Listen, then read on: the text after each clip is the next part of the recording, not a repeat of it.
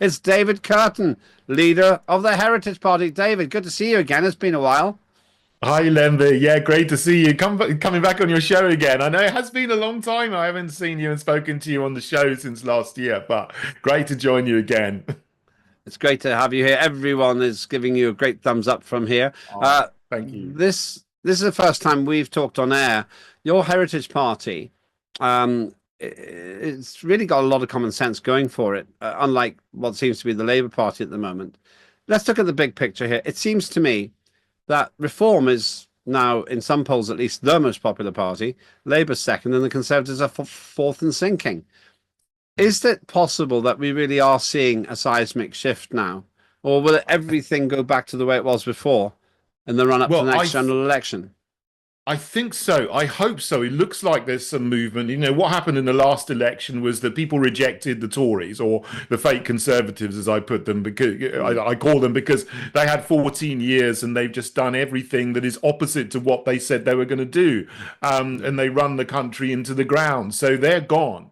And I don't think they're going to come back from that. They're even losing support now, even after the election, when they're the official opposition. They usually go up. But you know what's very interesting now is we're about 8 months after the last general election, and I've never known a party in my whole life that has lost its popularity so quickly as this current Labour government has, because they are just destroying the country deliberately. They're demolishing what's left. What the fake Conservatives didn't ruin and destroy, Labour are finishing off the job in terms of ruining the economy, ruining society, even ruining the physical beauty of the country and the towns and cities and the countryside, demolishing businesses with what they're doing. And people have already had enough of Labour. You know, what's interesting to me is I go to cafes, I go to pubs, I walk around towns and sit on trains, regularly. And I don't normally hear people talking about politics, but all the time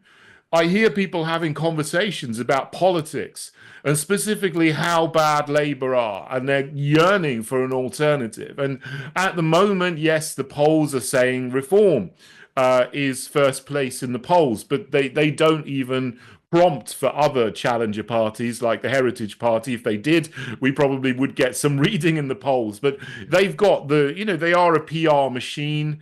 They've got the leader, Nigel Farage, has got his daily chat show on another channel which is obviously being promoted there, and they're getting promoted throughout the mainstream media, which I find very strange, because when I was back in the day, when I was in UKIP along with Farage, obviously before the referendum for Brexit, it was a different time, a different era.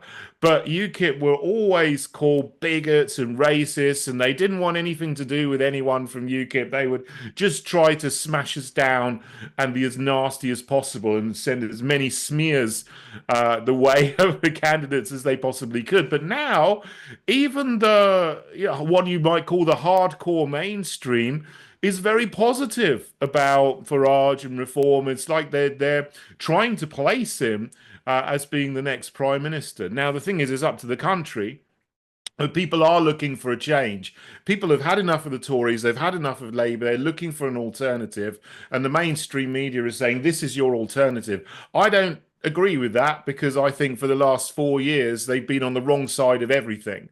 They've been on the wrong side of lockdowns, wrong side of experimental injections. They pushed them, wrong side of the Ukraine war, and many, many other things they've been wrong on for the last 4 years. So I still am very, very positive and hopeful about the chances and opportunities for the Heritage Party as 4 years into the next election, unless something dramatic happens. I mean, I hope it does, because I don't think we're going to last another 4 years under Labour. They're going to knock everything down that hasn't been knocked down already. So, the sooner the better as far as a general election is concerned. But if it isn't for another 4 years, well, that's a long time. And that's a long time for, obviously the Heritage Party being another challenger party, which I think would be better to put our message out. But certainly people want to change from Tory, Labour, Lib Dem, Green, and the Uniparty, because they're no good for the country in the future.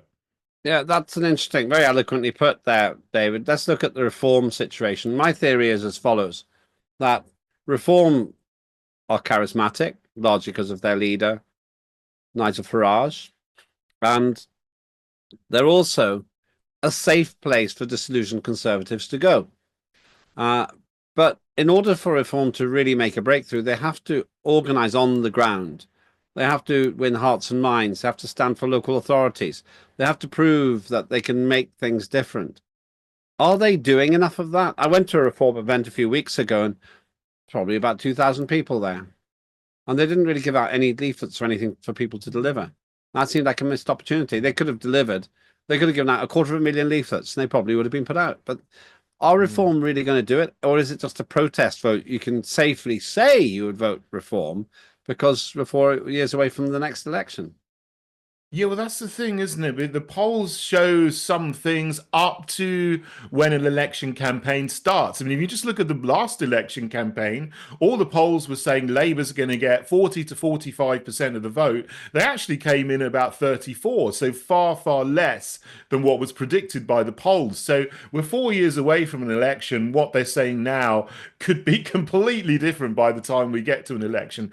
And yeah, reform are a marketing machine. They are a PR machine. They've got a lot of people doing social media. They're astroturfing, which is putting out content all the time. But a lot of it's the same and a lot of it's repetitive, but it's going somewhere. People see it. That's what's happening. And they're trying to, at the moment, cannibalize the fake Conservative Party. So they've written to all of the candidates who are going to be up for election this year and tried to get them to defect to come to reform. So what they're trying to do essentially is get all of the Conservative activists and candidates and coordinators and so on to come and join them. So you're just going to end up with the Tory light, Tory 2.0. The other interesting thing that I do hear on the ground is that they're also getting Labour people coming in now, because in some areas, the Red Wall areas, South Wales, Northeast and so on, Labour people are worried about their seats being lost. So some of them are going over to reform because they think they got a better chance of maintaining their seats if they stood as a reform candidate rather than as a Labour candidate. And same with the Conservatives are doing the same thing.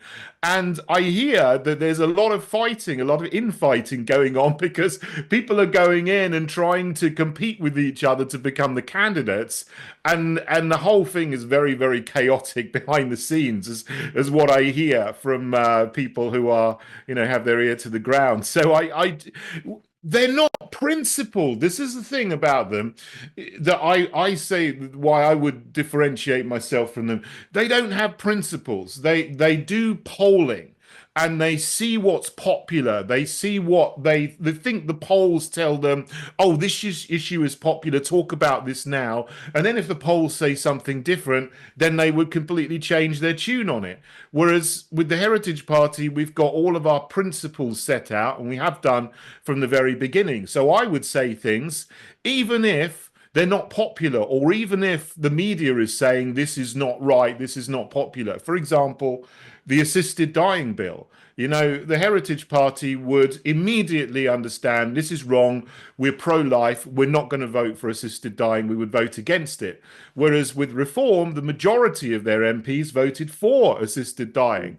Against, I think, the wishes and the general mood of their supporters and members. So that would be the difference, I would say. And I think, if you don't have any principles founding what you stand on and what you make your policies on, you're going to come unstuck in the end, I think.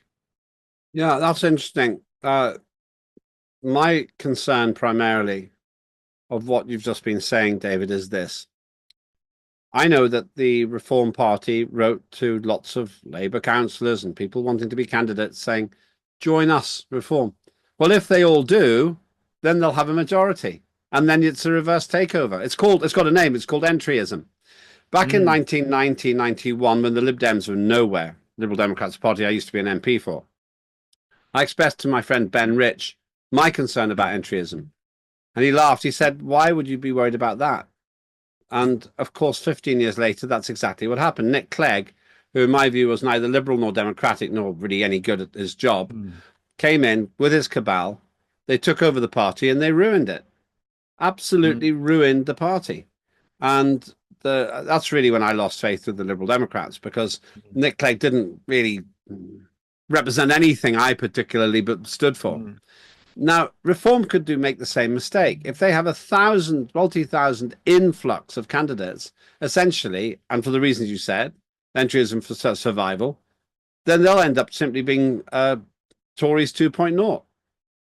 Exactly, because you're going to get a lot of people, thousands of people going in because they want to be a candidate, but they're going to bring their own agendas with them. And because Reform don't have a central set of principles or an agenda, then it's going to be chaos. You know, it's with the Heritage Party. You know, we do have some people who are, you know, they disagree on some little things here and there, but in general, we're all agreed on 95% of everything, and we know exactly what the message is. And I put stuff out every day, and almost everyone's happy with it. But you know, you're going to have so much infighting there. And you know, Nick Clegg I totally agree with you. He's the same kind of thing. You know, I actually once did a debate with Nick Clegg at Sheffield University back in the Brexit days, and he was a nice chap. You know, personally, I got on with him very well, and you know, had a nice conversation.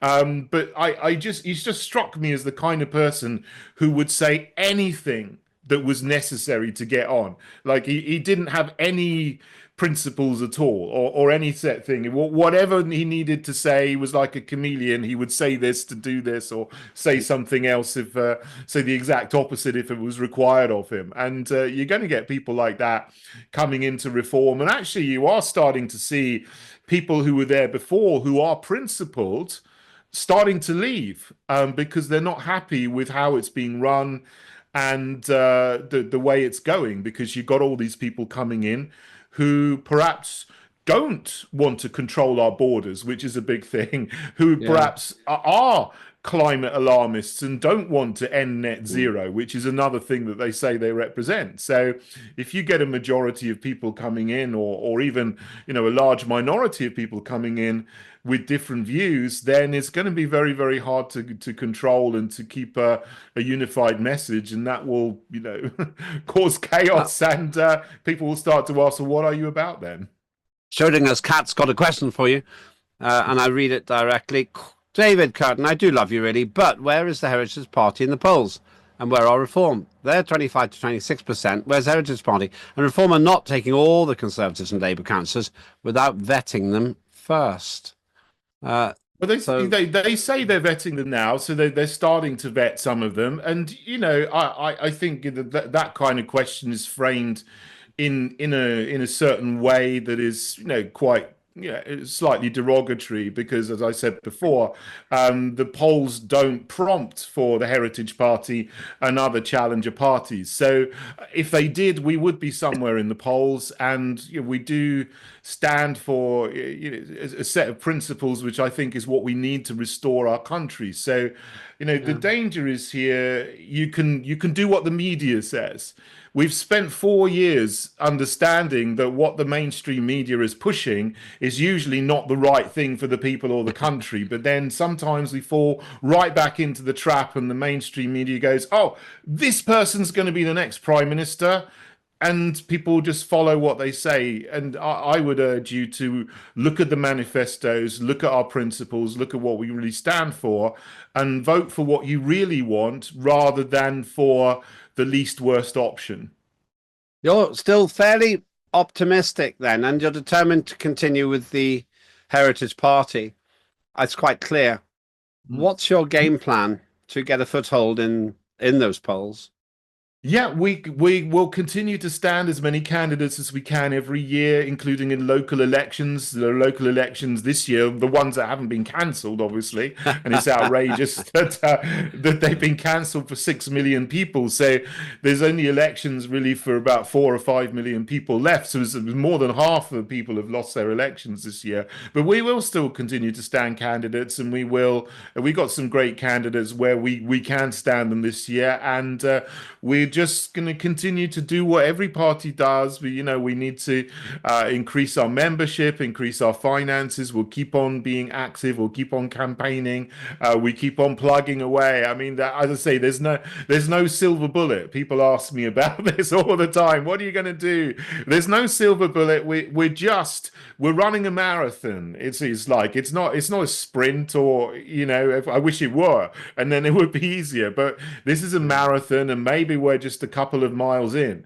We got a long way to go, but we will carry on, and we're not going to give up, because I really do think that this is what the country needs, and we've got the principles and policies to make things better again and undo all the damage that's been done, not just by this government and the last government, but many previous governments going back to Blair and some before that as well.